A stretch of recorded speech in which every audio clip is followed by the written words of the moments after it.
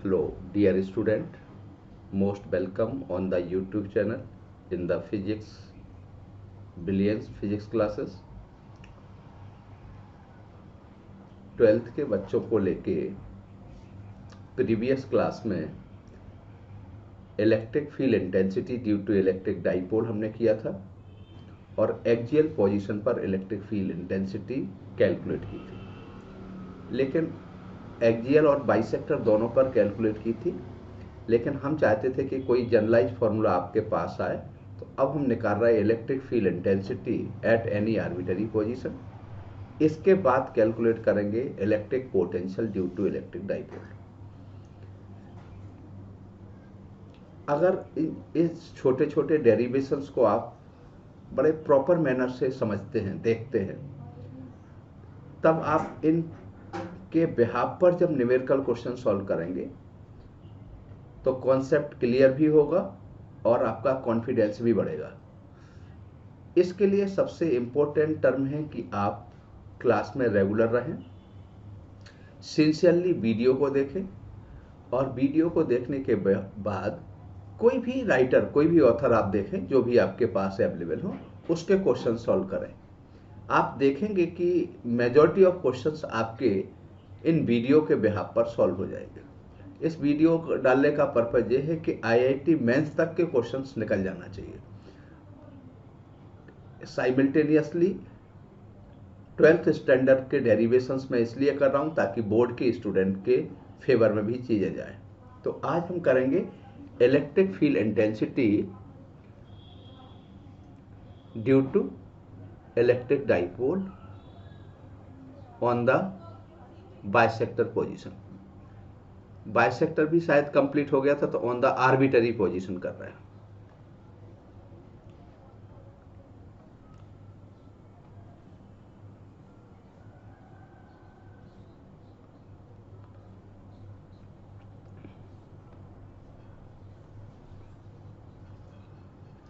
तो अब हम इसमें ऑन द आर्बिटरी पोजीशन कर रहे हैं और इस पर कैलकुलेशन देखेंगे।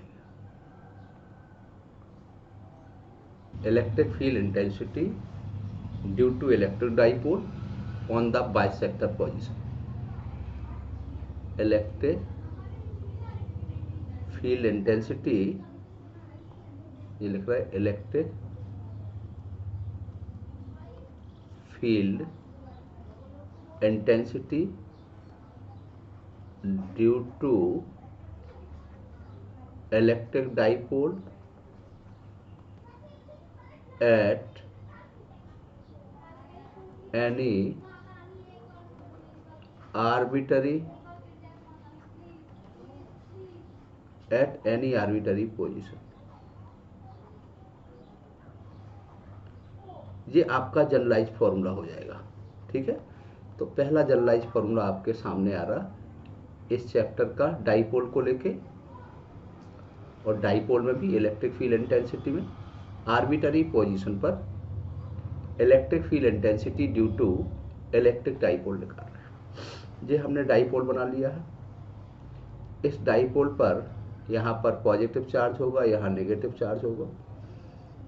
डाइपोल के सेंटर से r डिस्टेंस पर कोई पॉइंट P है, यहाँ पर इलेक्ट्रिक डाइपोल मूवमेंट निकालना चाहते हैं।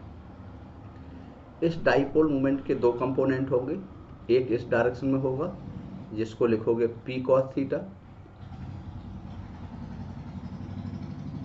और एक कंपोनेंट इस डायरेक्शन में होगा जिसको लिखोगे P sin थीटा।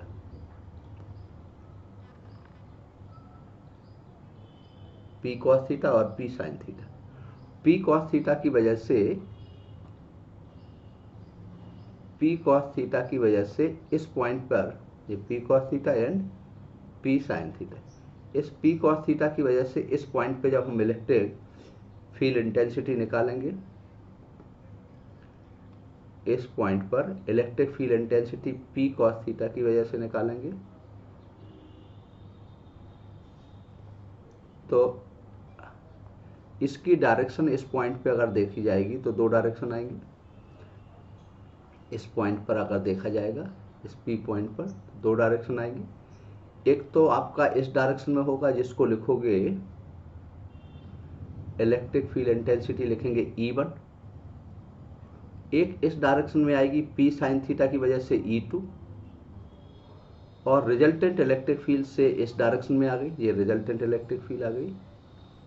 ये आपका डाइपोल एक्सिस के साथ, यानी एक्स एक्सिस कहते हैं या डाइपोल एक्सिस कहते हैं, ये हो गया आपका। अब देखो यहाँ पे पहले मैं कंपोनेंट रिजॉल्व कर दूं, तो यहाँ पर चार्ज है नेगेटिव और यहाँ चार्ज है पॉजिटिव, ये माइनस क्यू चार्ज है, ये प्लस क्यू चार्ज है। डाइपोल की लेंथ L है और इसके सेंटर से, या डाइपोल की लेंथ 2L ले लेते हैं ताकि सेंटर से डिस्टेंस लेंगे तो L/2 ना करना पड़ेगा, L आ जाएगा। यहाँ पर इस डाइपोल का इस डायरेक्शन में जो कंपोनेंट आ रहा है वो P cos थीटा आ रहा, P cos थीटा। इस डायरेक्शन में जो कंपोनेंट आ रहा है वो P sin थीटा। तो पहले P cos थीटा की वजह से निकाला तो इलेक्ट्रिक फील्ड इंटेंसिटी आ गया E1, इसकी वजह से निकाला P sin थीटा की वजह से तो E2, और ये रिजल्टेंट इलेक्ट्रिक फील्ड है जो कि इसके साथ अल्फा का एंगल बना रहे हैं। तो E1 कितना आ जाएगा? E1 है electric field intensity due to electric dipole, और इस एंगल को तो थीटा ही कहेंगे। तो E1 है electric field intensity due to P cos theta. P cos theta की वजह से इलेक्ट्रिक फील्ड निकाल लिया। तो P cos थीटा की वजह से जो इलेक्ट्रिक फील्ड आएगा वो E1 आ जाएगा। E1 इक्वल टू कितना आ जाएगा? चूंकि एक्सियल पोजीशन पे है, एक्सियल पोजीशन पे शॉर्ट डाइपोल की वजह से 2kp/r3, तो 2kp, p की जगह P cos थीटा आएगा क्योंकि P cos थीटा कंपोनेंट की वजह से आ रहा r3। इसकी डायरेक्शन आपको पता है वही होगा जो P cos थीटा की डायरेक्शन होगा। E1 और P cos थीटा पैरेलल होगा। E2 आ जाएगा, तो E2 किसकी वजह से आएगा? P sin थीटा की वजह से। तो kp बाइसेक्टर पोजीशन पे है तो kp sin थीटा/r3, ये बाइसेक्टर पोजीशन पे है। ध्यान रखना कि E2 और P sin theta anti parallel है। बाइसेक्टर पोजीशन पर electric field intensity and electric dipole movement की डायरेक्शन एंटी पैरेलल थी, एक्सियल में दोनों की डायरेक्शन सेम थी। यहाँ पर ध्यान से देखें तो E1 E2 के परपेंडिकुलर है। सो नेट इलेक्ट्रिक फील्ड का अगर मैग्नीट्यूड निकाला जाए सो कितना आ जाएगा? E1 vector perpendicular to E2 vector. So net electric field अगर हम यहाँ कैलकुलेट करें तो कितना आ जाएगा net electric field? E equal to net electric field, E net लिखते हैं, E नेट कितना आ जाएगा? रूट ऑफ E1 का स्क्वायर प्लस E2 का square plus 2E1 E2 cos 90। cos 90 की वैल्यू 0 होती, सो मैं लिख नहीं रहा हूँ। वैसे भी दो वेक्टर परपेंडिकुलर हैं A और B, तो resultant root of A square plus B square आ रहा। तो E नेट यहाँ पे कैलकुलेट कर लिया। तो E नेट कितना आ गया आपका? ये वैल्यू रख दिया E1 E2 की, तो kp/r3 1 plus 3 cos square theta आ गया। रिजल्टेंट इलेक्ट्रिक फील्ड इंटेंसिटी का E1 के साथ एंगल देखें तो tan अल्फा इक्वल टू कितना आ जाएगा? tan अल्फा इक्वल टू आएगा E2/E1, E2/E1, सो 1/2 tan थीटा आ जाएगा। अगर रिजल्टेंट इलेक्ट्रिक फील्ड का डाइपोल एक्सिस के साथ एंगल आएगा, रिजल्टेंट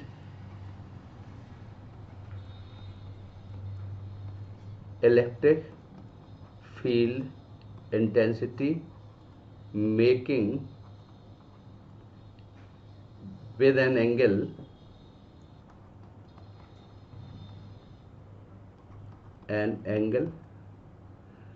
dipole axis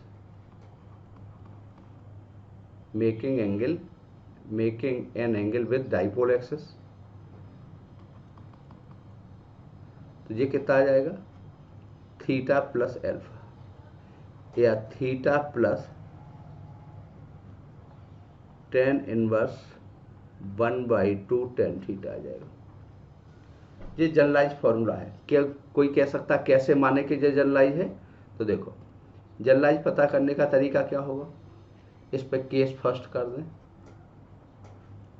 अगर एक्सियल पोजीशन की बात करें, जिसको हमने इंड-ऑन पोजीशन कहा था, एक्सियल पोजीशन, इसी को tan A पोजीशन कहा था, इसी को गॉस ए पोजीशन कहा था। तो एक्सियल पोजीशन में थीटा 0 होगा, ई नेट कितना आ जाएगा, 2kp/r³ हो जाएगा, 2kp/r³। और tan अल्फा कितना आ जाएगा, tan alpha equal to 1/2 tan 0, so alpha equal to भी 0 आएगा।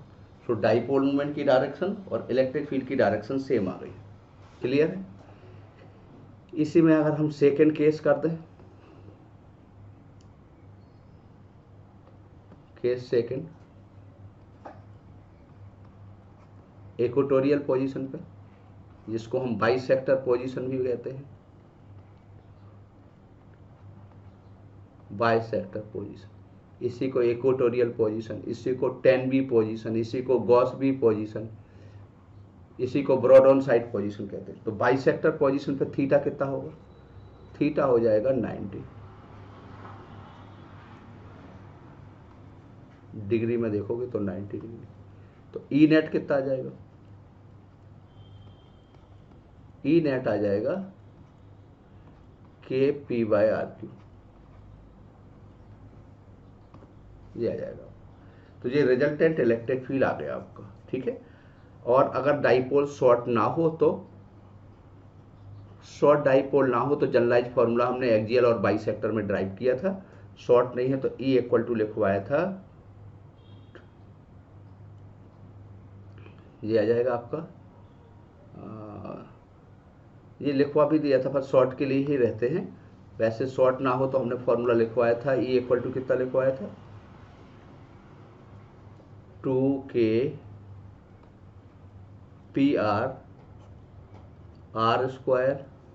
माइनस L² का होल स्क्वायर। ये किस में लिखवाया था, एक्सियल में। E इक्वल टू लिखवाया था kp/r² प्लस L² की पावर 3/2।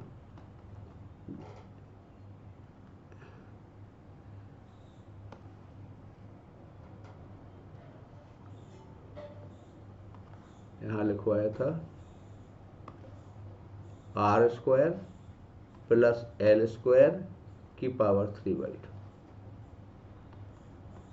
और ये आया था बाइसेक्टर। ठीक है, ये आ गया। अब हमको करना है electric potential due to electric dipole.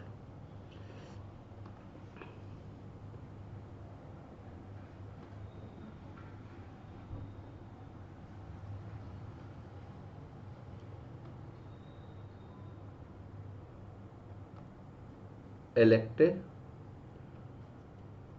Potential due to electric dipole. अब हम इसमें एक तो एक्सियल में निकालेंगे, एक बाइसेक्टर में निकालेंगे, और किसी आर्बिटरी पोजीशन पे। तो डायरेक्ट आर्बिटरी में निकाल रहे हैं, एक्सियल के लिए थीटा 0 कर लेंगे, बाइसेक्टर के लिए theta 90। So electric potential due to dipole eight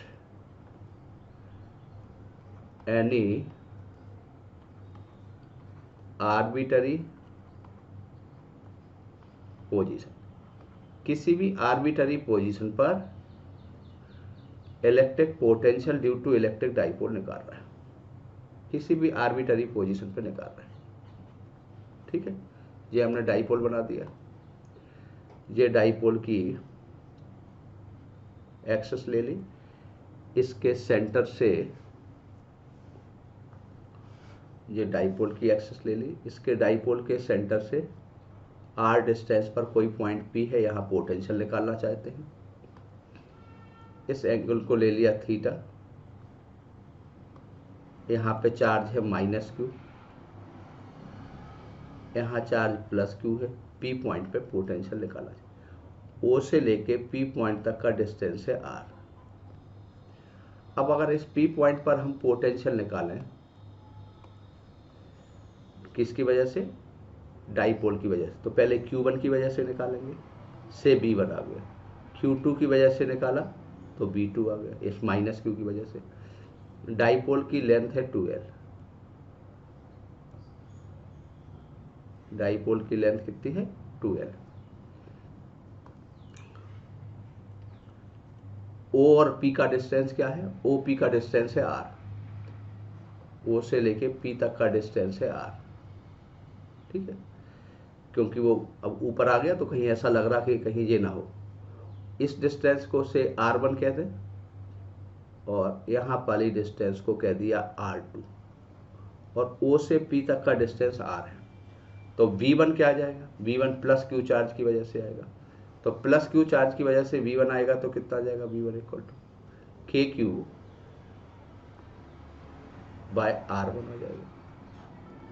B Q minus Q charge की वजह से आएगा तो माइनस के KQ बाय R2 आ जाएगा। R1 की वैल्यू अगर इस पिक्चर से निकाली जाए तो कितना आ जाएगा? R1 की वैल्यू अगर इस पिक्चर के हिसाब से R1 की वैल्यू निकालें और R2 की वैल्यू निकालें,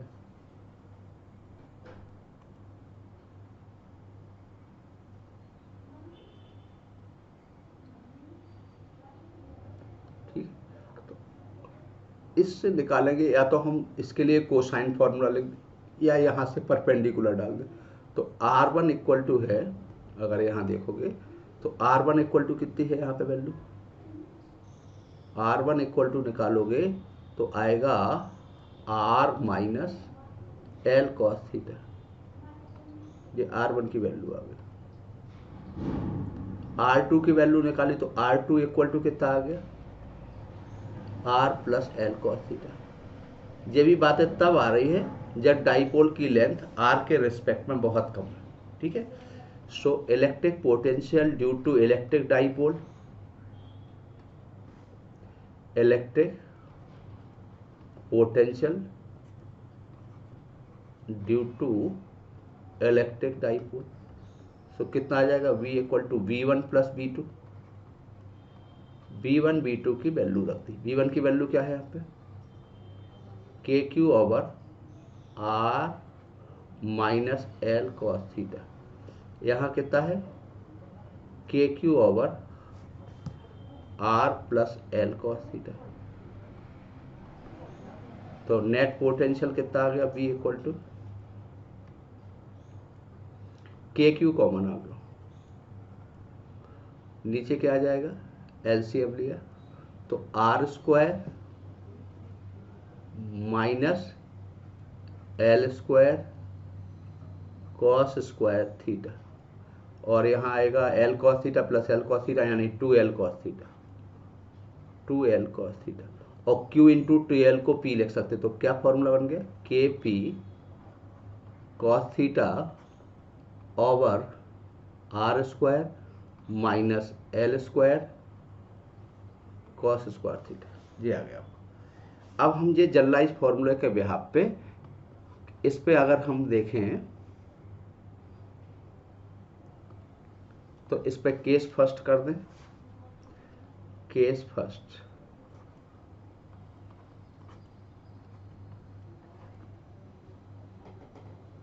eight an axial position. Axial position के लिए करोगे तो क्या आ जाएगा? एक्सियल पोजीशन, एक्सियल पोजीशन के लिए करेंगे तो थीटा 0 आ जाएगा। थीटा 0 आएगा सो B इक्वल टू आ जाएगा KP कॉस 0 की over R square minus L square. यहीं पे अगर कर दें if R more than L है तो V इक्वल टू आ जाएगा KP बाई R स्क्वायर। ये एक्सियल पोजीशन में आ गया। Case second, for bisector position. Bisector position के लिए थीटा इक्वल टू होगा 90 पाई बाई 2। थीटा 90 होगा सो B इक्वल टू कितना आ जाएगा? 0 आ जाएगा। इसका मतलब डाइपोल की वजह से बाइसेक्टर पोजीशन पर कोई भी पोटेंशियल नहीं होगा। प्लस चार्ज और माइनस चार्ज की वजह से कैंसिल हो जाएगा, तो नेट पोटेंशियल जीरो आ जाएगा। क्यों? स्केलर क्वांटिटी है, सीधा एल्जेब्रिक सम कर दिया।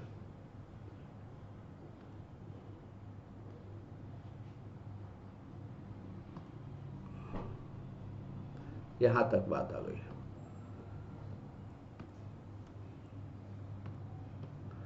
अब आप क्या करना है, एक न्यूमेरिकल ले लेते हैं।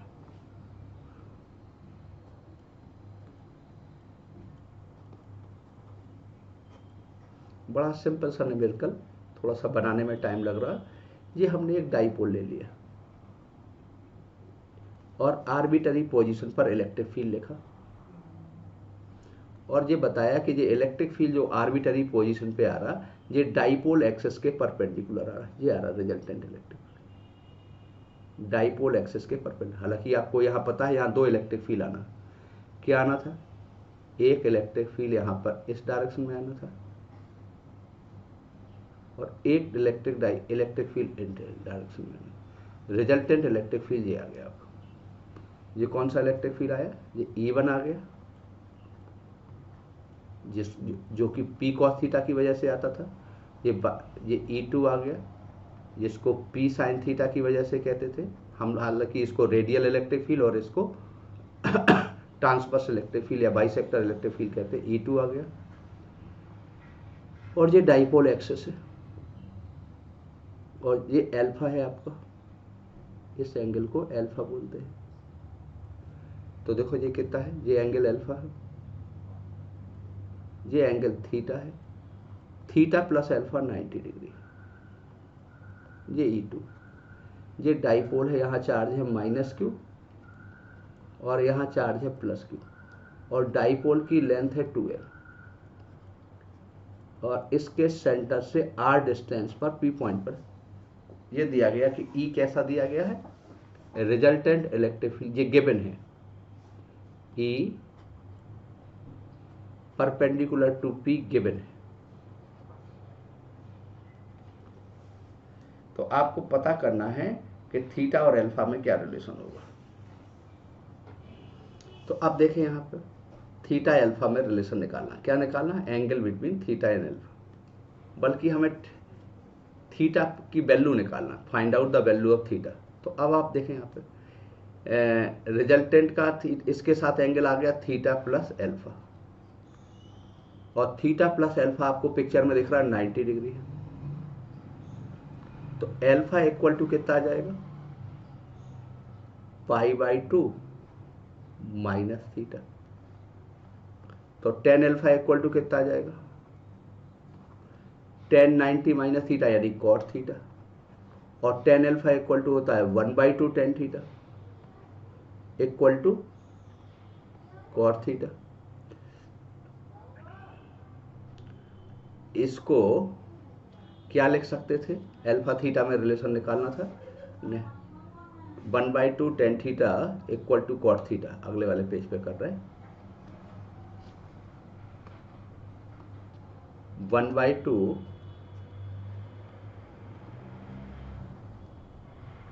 tan theta equal to cot थीटा। तो tan theta by cot theta, ये 2 आ गया, tan स्क्वायर थीटा 2 आ गया, tan थीटा √2 आ गया। तो थीटा इक्वल टू कितना आ जाएगा, यहाँ पे देखें तो theta inverse, theta equal to tan inverse √2, ये वैल्यू आएगी। तो कभी कभी ये प्रूव करने को आता है कि कितना आएगा। ठीक है, thank you very much. Regular video देखें बेटा, और इस चैनल को सब्सक्राइब भी करें, शेयर करें। और अब तो जो भी स्टूडेंट आ रहे होंगे वो कुछ रेगुलर होंगे, तो अपने कमेंट्स के द्वारा ये बताने की कोशिश ज़रूर करें कि आप और क्या चाहते हैं, उस डायरेक्शन में हम आगे बढ़ने की कोशिश करें। Thank you very much.